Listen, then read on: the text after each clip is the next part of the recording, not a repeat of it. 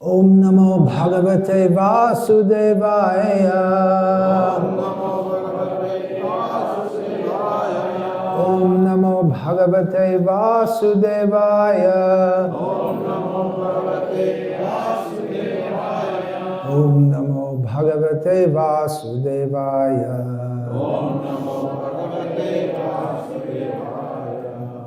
Srimad Bhagavad Gita as it is, translation and commentary by His Divine Grace, A.C. Bhaktivedanta Swami Prabhupada, chapter 18, text 38.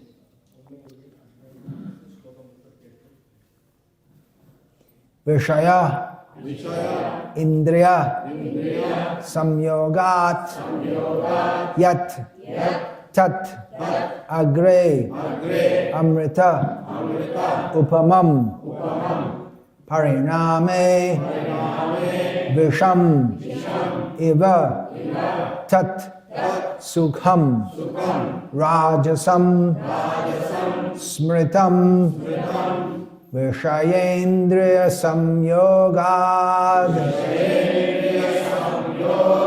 Yattadagre Mritopamam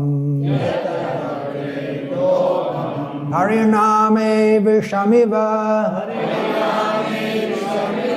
Tatsukham Rajasam Smritam Vishayendriya Samyogad Yattadagre Mritopamam Pariname Vishamiva Tatsukham Rajasam Smritam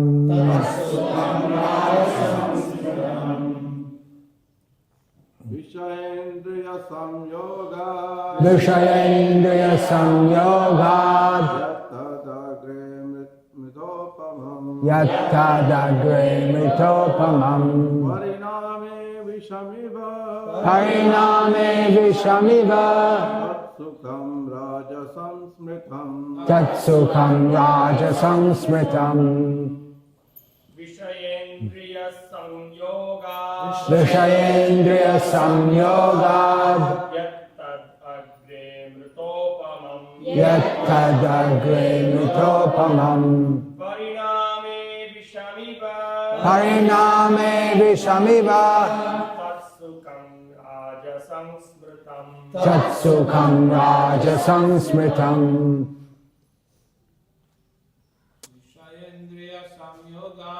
Vishayendriya Samyogad Yattadagre Mritopamam Pariname Vishamiva Tatsukham Rajasam Smritam Vishayendriya Samyogad Yattadagre Mritopamam Pariname Vishamiva Tatsukham Rajasam Smritam. Ladies, please. Vishayendriya Samyogam Yattadagre Mritopamam Pariname Vishamiva Tatsukham Rajasam Smritam Vishayendriya Samyogad Yattadagre Mritopamam Pariname Vishamiva Sukham Rajasam Smritam Vishayendriya Samyogad Yattadagre Mritopamam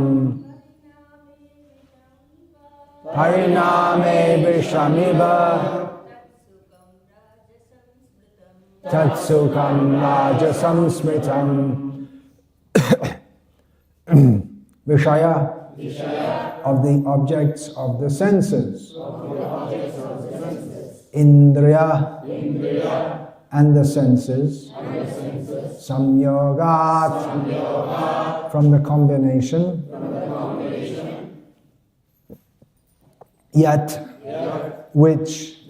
Tat that. Agre in the beginning. Amrita upamam just like nectar. Pariname at the end. Visham iva like poison. Tat that. Sukham happiness. Rajasam in the mode of passion. Smritam is considered. That happiness which is derived from contact of the senses with their objects and which appears like nectar at first but poison at the end is said to be of the nature of passion. Purport. A young man and a young woman meet and the senses drive the young man to see her, to touch her and to have sexual intercourse. In the beginning this may be very pleasing to the senses, but at the end or after some time it becomes just like poison. They are separated or there is divorce, there is lamentation, there is sorrow, etc. Such happiness is always in the mode of passion. Happiness derived from a combination of the senses and the sense objects is always a cause of distress and should be avoided by all means. Om Jnanatimirandhasya Jnananjana Shalakaya Chakshurmilitam Yena Tasmai Shri Gurave Namaha Nama Shreshtham Manamapi Shatchiputramatra Swarupam Rupam Tasya Grajamaruparim Mathurim Goshtavatim Radha Kundam Girivaramaho Radhika Madhavasham Prapto Yasya Pratita Kripaya Shri Gurum Tam Natosmi Vandeham Shri Guru Shri Atah Padakamalam Shri Gurun Vaishnavamscha Shri Rupam Sagrajatam Sahagana Raghunatam Vitam Tam Sajivam Sadvaitam Savadhutam Parijana Sahitam Krishna Chaitanya Devam Shri Radha Krishna Padam Sahagana Lalita Shri Vishakha. Hare Krishna, Krishna Krishna, Hare Hare, Hare Rama, Rama Rama, Hare Hare. Srila Prabhupada in this purport states, the last sentence of the purport, happiness derived from a combination of the senses and the sense objects is always a cause of distress and should be avoided by all means. That's the whole material existence finished. That's all there is. That's what everyone's doing everything for, is for Vishayendriya Samyogam, joining the senses and the sense objects with the purpose of trying to enjoy them. But as Lord Krishna points out here, in the Bhagavad Gita, it's ultimately a cause of distress. And we may wonder why everyone's trying for happiness and they just get distressed. Well, we get a clue here. This material world is called Dukhalayam. Here in Bhagavad Gita, Krishna says, it's a place of misery. Why should it be a place of misery when everything we're doing is for happiness? We don't know what we're doing. We're in ignorance. The classic example given here in the purport by Srila Prabhupada is a young man becoming attracted to a young woman and gradually engages in sexual intercourse. This illicit sex, of course, he might get married, but in the civilized society, marriage doesn't work like that. It's not that you just meet and then you like each other and then you decide to get married. It's more structured than that. with the understanding, the underlying understanding of arranged marriages is that it's not all about sex, it's about responsibility, dharma. So this is a description of illicit sex. In the Western countries, there's very little idea of illicit sex, and you might be surprised to hear that, because that's all there is. And that's the basis of the whole so-called civilization. But the idea that sex can be illicit, there's no such idea. There's just like among the animals, there's no idea. In fact, some of the animals, they're more subdued in some ways. As Srila Prabhupada several times pointed out, you'll find the animals, they have a mating season. But for the humans, it's 365 days a year. They're always. Another thing is that there are many animals who, they have one partner for life. Many birds, like swans, for instance, pronounced swans in Indian English. They have one partner, and that's it. But in modern Western life, they have more than one wife, one at a time. Serial monogamy, it's called. One after the other. Get married, then split, again marry, again split, and it goes on like this. And the whole idea is that, well, life is meant for enjoyment, because kimanyat kama haitukam. There's no other purpose to life. What other purpose could there be than enjoyment? Jagadahuranishvaram. The demons say, Asatyam apratishtamte jagadahuranishvaram. This world is unreal. There's no ultimate reality. There's no ultimate basis. There's no God in control. And aparaspara sambhutam. Everything comes about by chance. It's like that. And what else is there left? Kimanyat kama haitukam. There's nothing but enjoyment. And this theory is supported or gained support from Sigmund Freud, supposed to be some kind of scientist, although he was speculating about the mind. And his whole idea, based on the Darwinian evolutionary theory, built on that anyway, sex is natural and you just enjoy it, and if you don't enjoy it, if you suppress your urges, then you get neuroses and psychosis. So if it makes you happy, you should do it. And modern Western civilization is going on this basis. If a man likes a man sexually, yeah, it's fine. Whatever makes you happy. The present president of the French Republic is married to a woman 25 years older than himself. She was his teacher at school. Then he married her. She got divorced, and he married her, and they voted him in, and it's fine. It's wonderful. An American president is married, I think it's his third wife or something like that, to a woman who's 25 years younger. So whatever you, Vishayendriya Samyogam, whatever you feel makes you good. If you're fed up with real people, you can buy a sex robot. Yes. As long as it makes you happy. Well, it has to be consensual. Both parties have to agree. With a robot, you don't have that problem.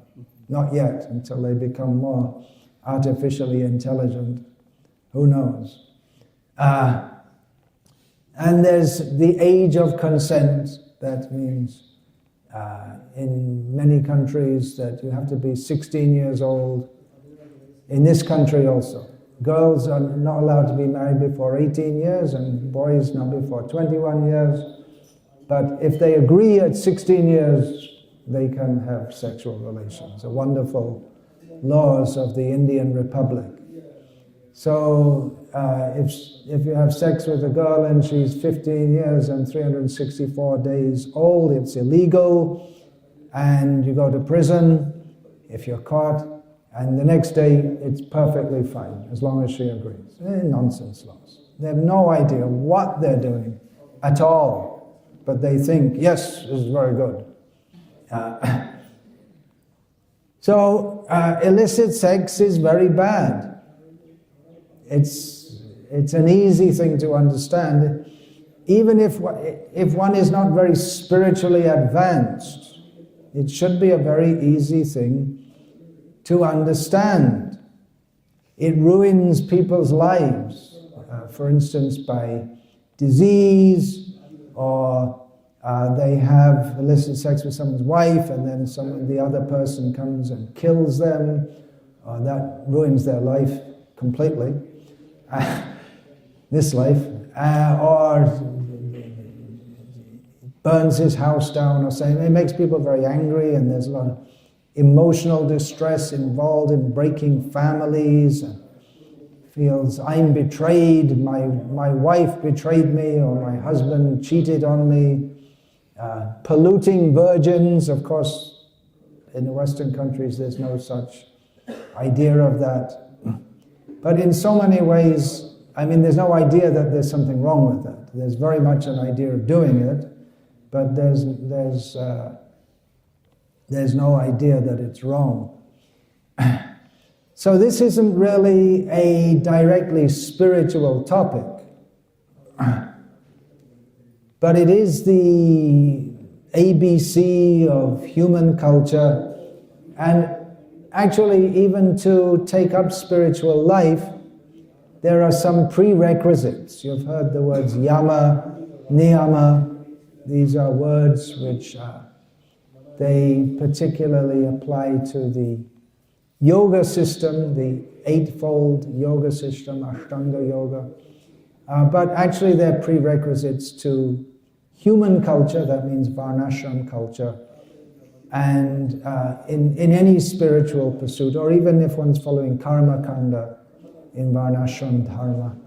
Yama and niyama means there's basic rules that one has to follow. You can't be a drunkard and be a member of Vedic culture. You can't be a philanderer, fornicator, or illicit sexer and be a member of Vedic culture. It completely blocks anything auspicious, either taken materially as karma kanda, or taken spiritually if one is desirous to be merged into the impersonal Brahman, or to be a devotee of Vishnu, a Vaishnava.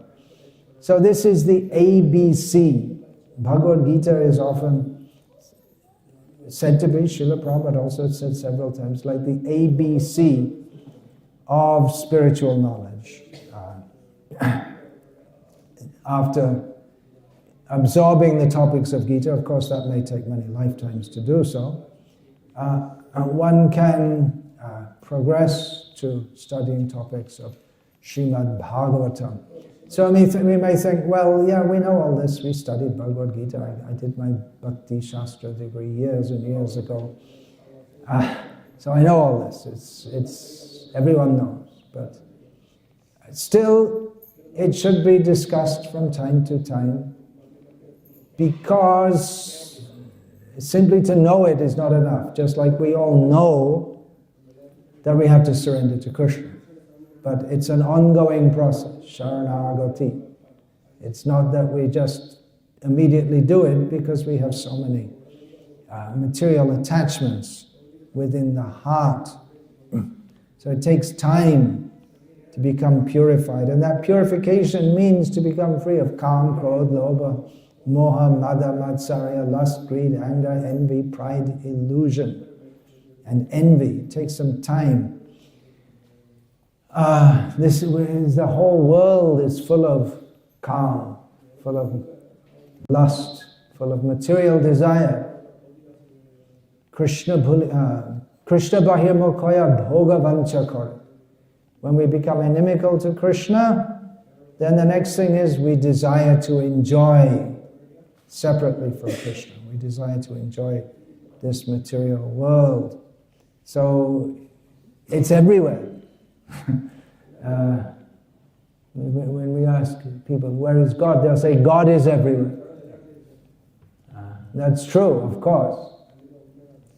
But in this material world, the manifestation of His external energy is more prominent, more prominently perceived by most people. People are interested in enjoyment. They're not interested in God. Or even though most people who worship God in this world, they do so for the sake of fulfilling material desires. For instance, give us this day our daily bread. Pray to God, feed us daily. Go on feeding us. So even though we chant Hare Krishna, we have tilak, we quote slokas like this sloka, Vishayendriya Samyogam. It's not that automatically Hritkama Roga, the disease of the heart, of material desire in the heart, it's not that it just goes away. We're sadhakas, we're on the path of sadhana, of trying to become purified in Krishna consciousness. So that lust or desire within the heart, it doesn't immediately go. Who can deny? Anyone want to stand up and say, anyone bold enough and say, yeah, I'm completely free of material desire. Anyone who says that, they're either a Paramahamsa or they're in a lot of trouble. Even Bhaktivinoda Thakur, he's a Paramahamsa. He's praying that Gopinath, Amito, what is that? Mama Nivedana Shuno. What is it? Vishaye Durjana, Shada Kamarata, Kichona Himoragun. So the whole song is about how he's feeling this lust in the heart. He's a Paramahamsa, but we are not. So this Varnashram culture, which is real civilization begins with Varnashram Dharma, not with motor cars and iPhones and internet and all this kind of thing. Real civilization means culture, means Varnashram. And as Srila Prabhupada sometimes pointed out, the whole purpose of Varnashram is to help us to overcome this Hritkama Roga, disease in the heart of lusty desires.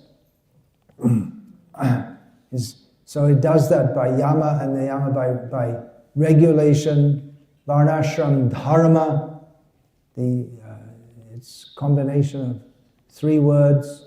There's division of society into varnas and ashramas, different occupational divisions, and divisions according to one's social or stage of life that one's in.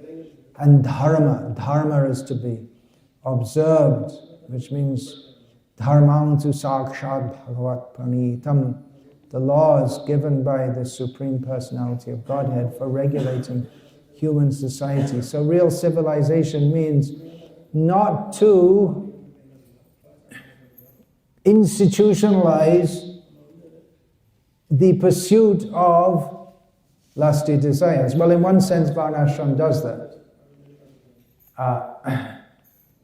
By giving rules under which a material enjoyment can be pursued. But modern civilization promotes that this is something very good.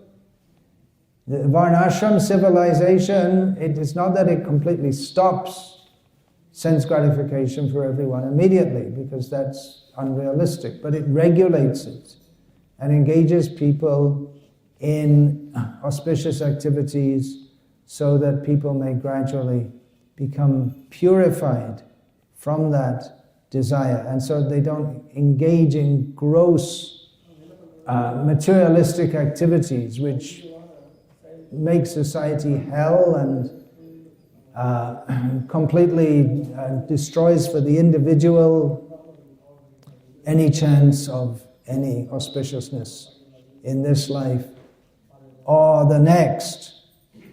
But modern civilization is based on ignorance, not on Vedic knowledge. Veda means knowledge. In modern society, even most people in India think that the Vedic knowledge is something outdated, not very meaningful. Even people who are supposed to be champions of Hinduism, they don't accept.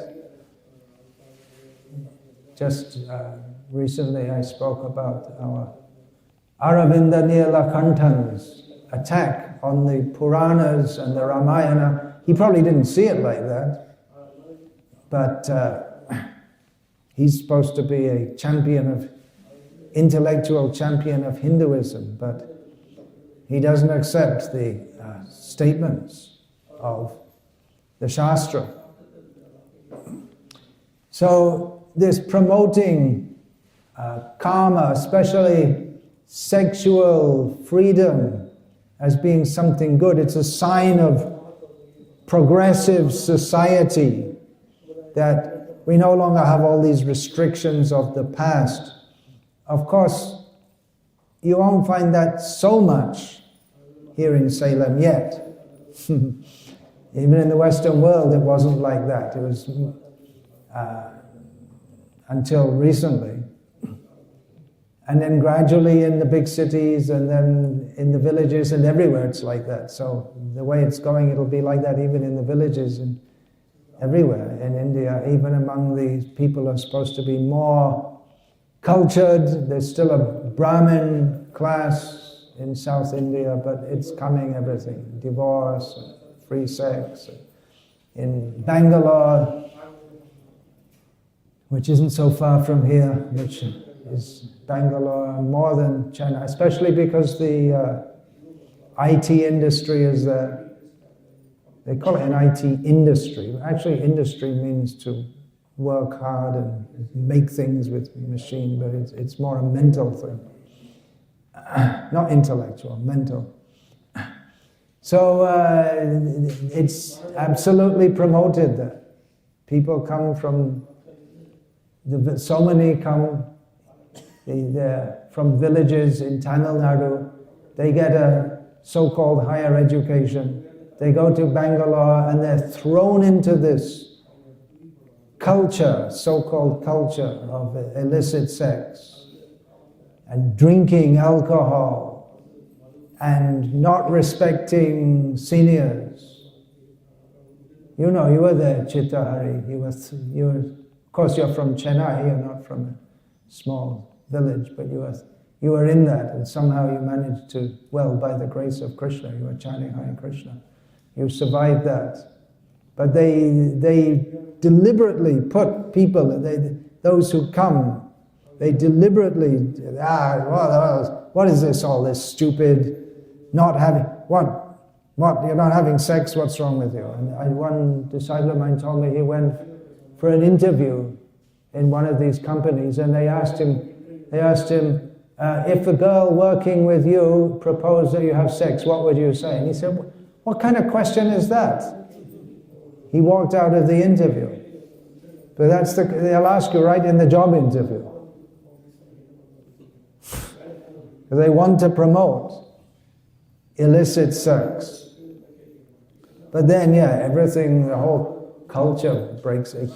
Any semblance of actual human life breaks down and people become just like animals. You may wonder why Srila Prabhupada so much, he said they're not humans, they're animals, they're cats and dogs. Well, this is a major reason, because cats and dogs, they don't have any restriction on sex life. It's just, among the dogs, whoever can snarl and yap the most gets to enjoy the bitch.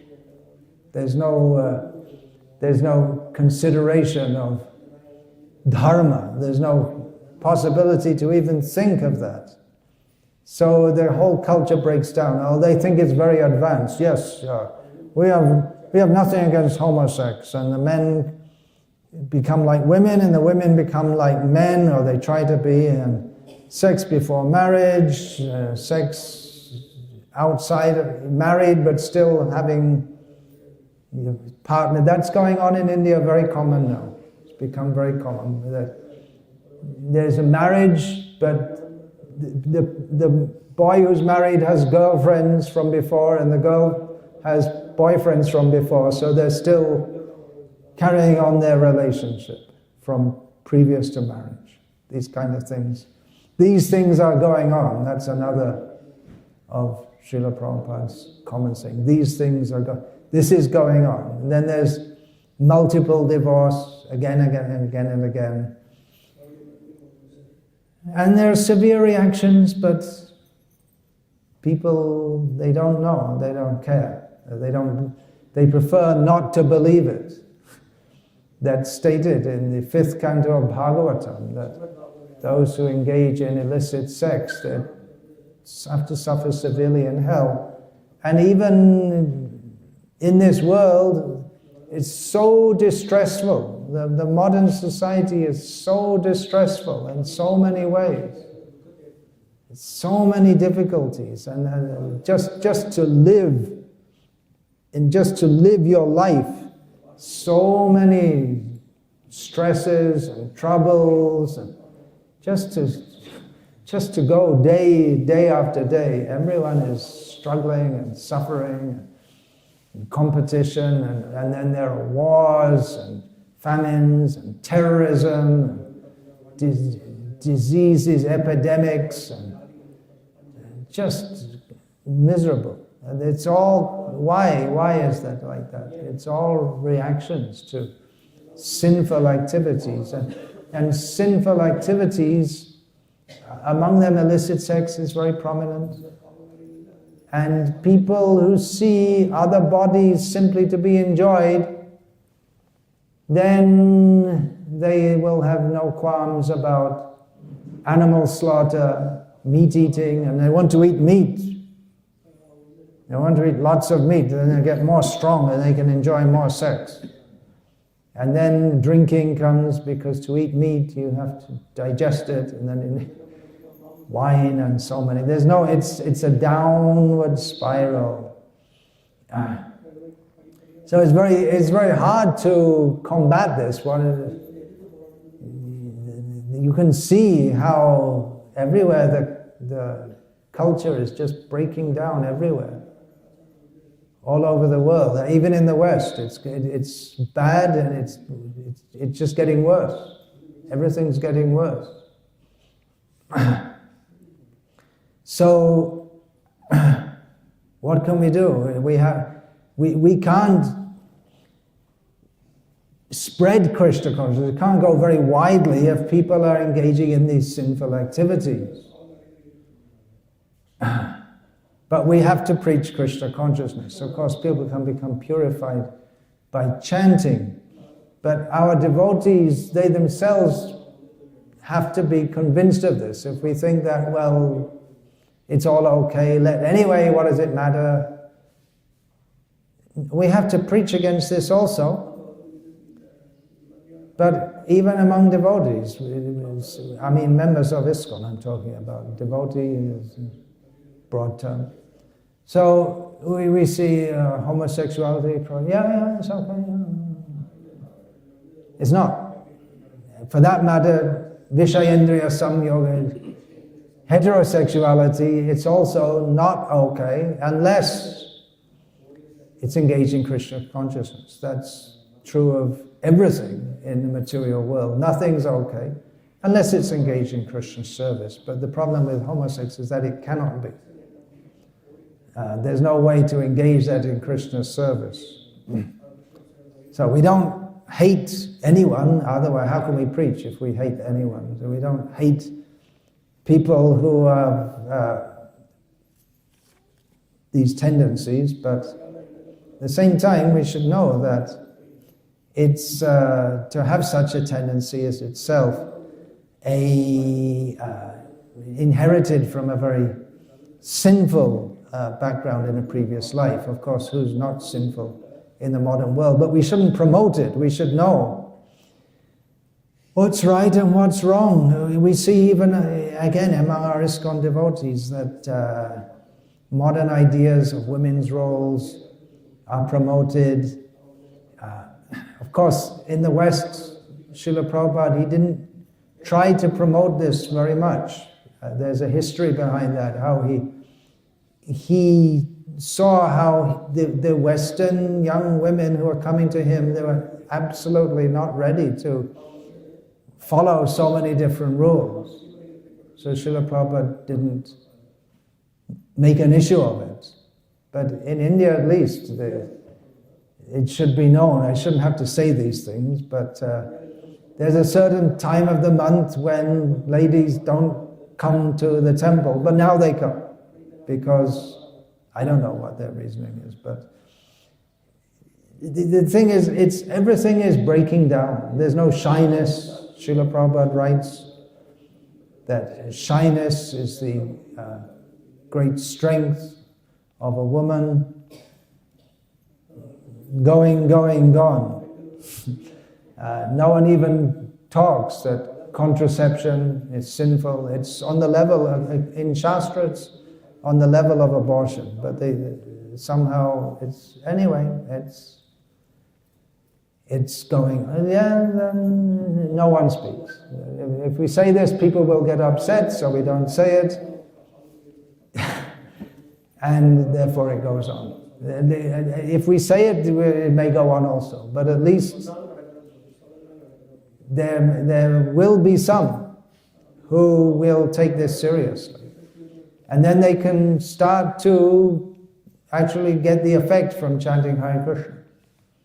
Because if we're chanting Hare Krishna and engaging in sinful activities, then it's like pouring oil into the fire with one hand and water with another.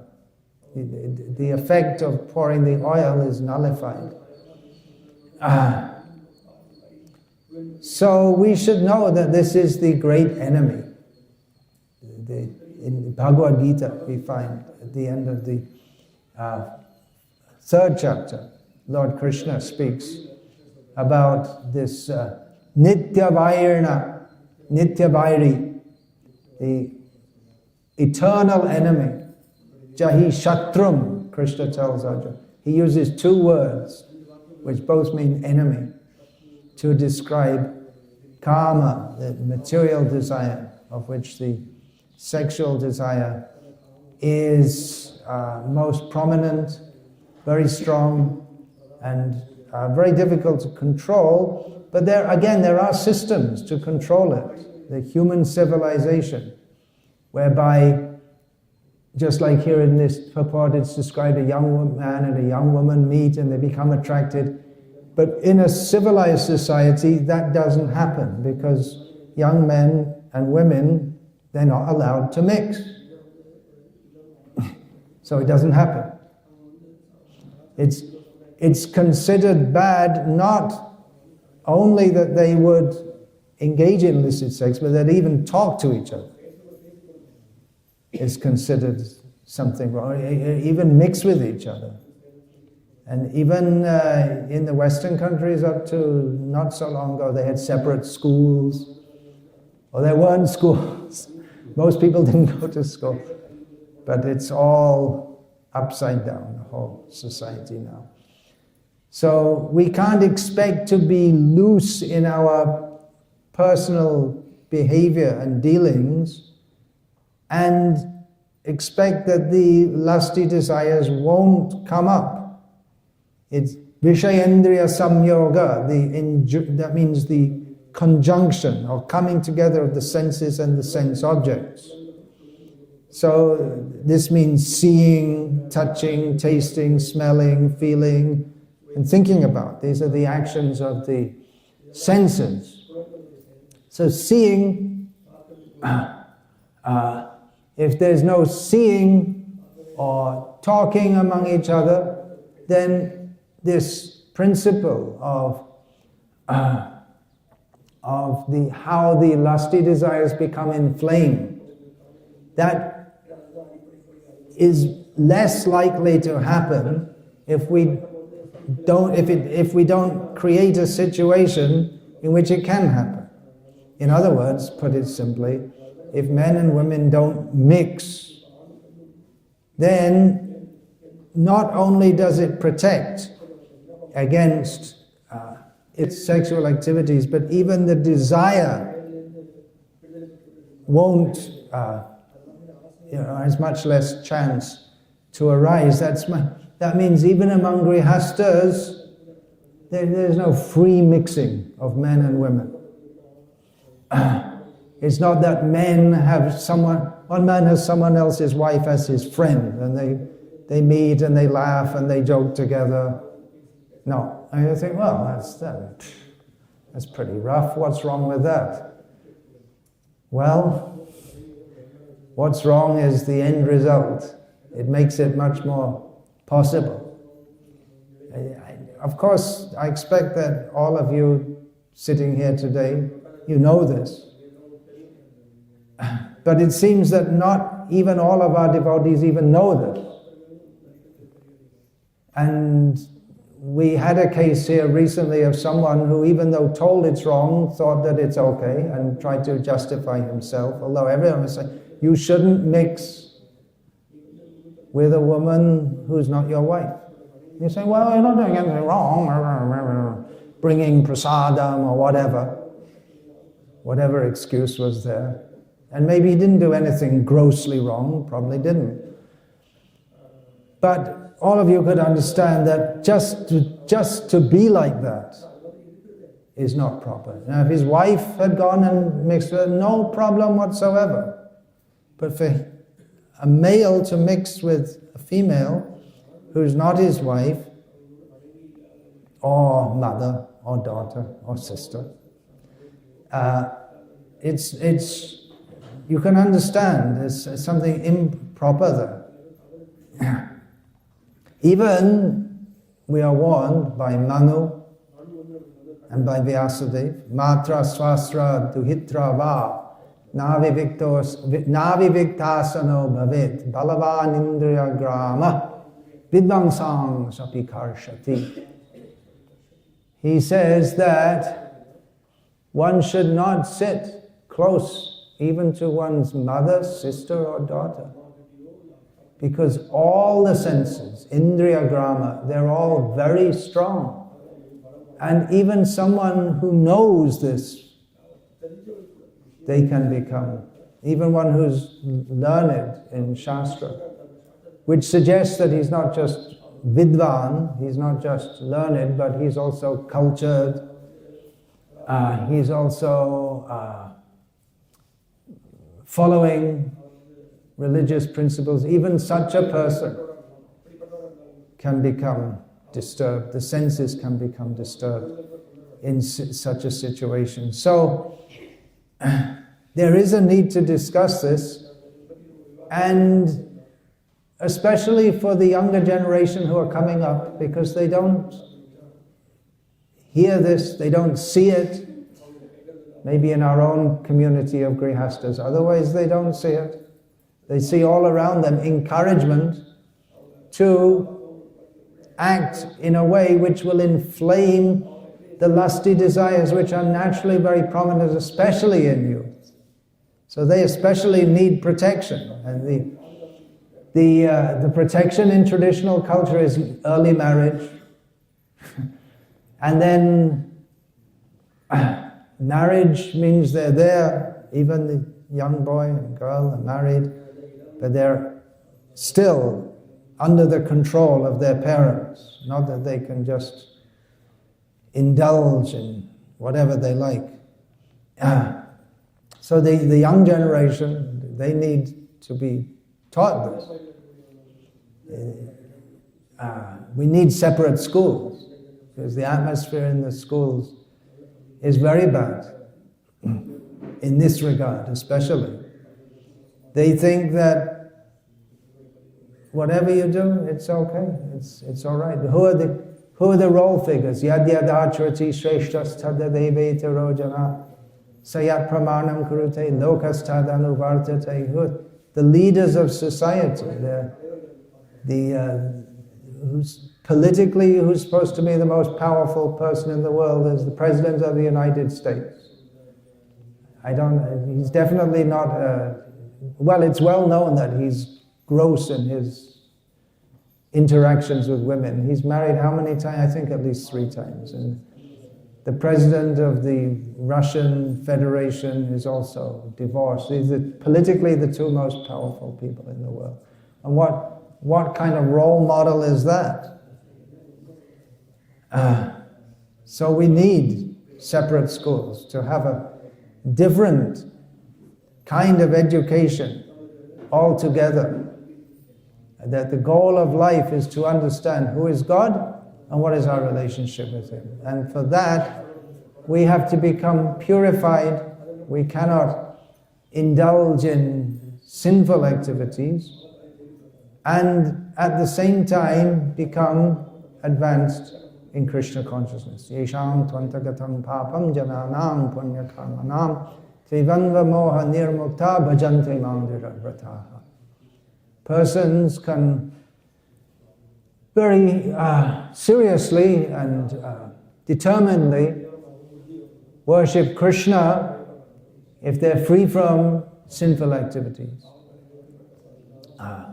And if they're in clear consciousness, they don't see in terms of I, me and mine, duality. This is something for my enjoyment. They don't see like that. They have a vision of oneness, that everything is meant for Krishna. Everything is meant for Krishna's. Everything is meant for Krishna's enjoyment. So this Dridhavrata, this firm determination to worship Krishna, to serve Krishna, we have to practice Krishna consciousness very seriously. Just knowing this, we got our Bhakti Shastra degree or whatever, just knowing it, that doesn't in and of itself stop the lusty desires in the heart. Knowing it can help to protect us from fall down, but there are social systems also whereby the mixing is very much restricted.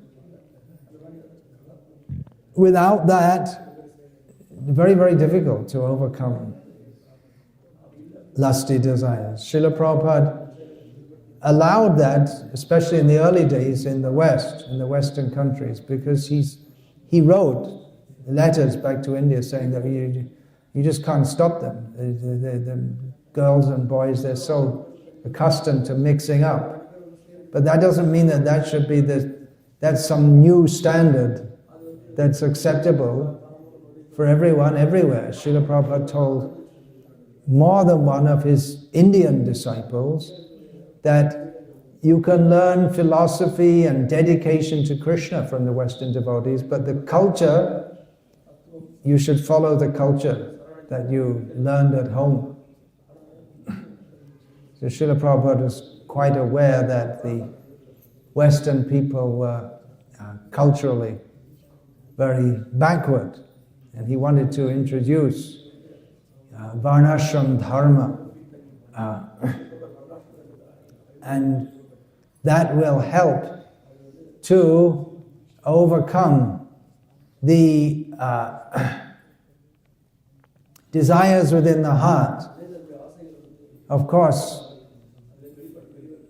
there are many, the material desire takes many forms. Desire for comfort and good food and prestige and wealth and so many things. But the sexual desire is one which can cause, if indulged in, it has immediate, devastating effects on our Krishna conscious advancement. If someone has a desire for comfort or good food or prestige, you can go on chanting Hare Krishna. Of course, any material desire is not good. We shouldn't indulge that or cultivate it. But this desire doesn't have the same devastating effect that indulgence in illicit sex has, and it just devastates our whole advancement. So we should know these things and practice modesty in our dealings. Every man should matrivat paradareshu, should see and address every human female apart from his wife as mother. And it's not just that by putting on tilak or even just by chanting that the material desires in the heart will go away. Of course, chanting that will, Cheto Darpana Marjanam, but again the example of pouring oil into a fire from one side and water from the other. Along with chanting, there are various rules and regulations that we have to follow. Otherwise, the effect of chanting will be very slow. Tivrena Bhakti Yogena, one has to practice Krishna consciousness very seriously and pray to Krishna and understand these basic rules and regulations of human interaction so that we don't become victimized. Ajamil, famous example of someone who he didn't even intend to do anything sinful. He had no such thought in his heart, but suddenly he was exposed to seeing the people engaged in lusty activities, and that triggered within his heart some impure desires which he was unable to control, and he fell down. So I may say, well, anyway, he chanted Narayana at the end, but that's not guaranteed. Don't think that, well, anyway, now I know, and Narayana, okay, I said it, and now, okay, now I can just do whatever we like. I just have to remember at the time of death to say Narayana. Well, Namno Baladyasya hi papa buddhihi. This is offensive to think like this. That you can go on with a sinful life, and at the end I'll chant Hare Krishna. And it's not within our power to say how we're going to die. So if we think like that, that becomes more of an obstacle for advancing in Krishna consciousness. So it's just a very simple principle to understand. Illicit sex is very bad. Even the not following the proper culture and behavior regulating interaction between male and female, that's also very bad. Now, in the Western countries, they have no clue about this. And even our devotees, they hardly have any clue about this. And among our devotees, it's become just so normal that someone's married and then they divorce and they get married again and again. And it's so... it's not conducive for spiritual advancement. It's certainly not conducive for showing ideal society to the people of the world, which Srila Prabhupada very much wanted to do. So let us all be very careful in this regard as the number of devotees here is expanding. Everyone's welcome as long as they're prepared to follow all the requisite rules and regulations. But let us set up, at least in this small group compared to the rest of the population of Salem city, let us set up such a culture in which everyone is very seriously centered on Krishna consciousness, and these things are observed. Hare Krishna. Any question about this, please? Oh, that point about Ajamil, I didn't finish that. How we don't know exactly, we don't have all the information, but it seems if he had been well warned about this in advance, he might have not just fallen down. We should warn that this will cause disaster in your life. We should tell young people, as we should teach the Bhagavatam. All the narrations in the Bhagavatam. Yeah, then anything? Question? Comment? Yeah. Your Brahmacharya book is a great source of inspiration, specifically for maybe people in India, the modern culture. Yeah, this book about Brahmacharya, you're saying it's very helpful. So yeah, people in India can still understand the principles underlying that. So you can distribute that also. There are a whole bunch of Tamil copies in Vellore which are sitting there for years, undistributed.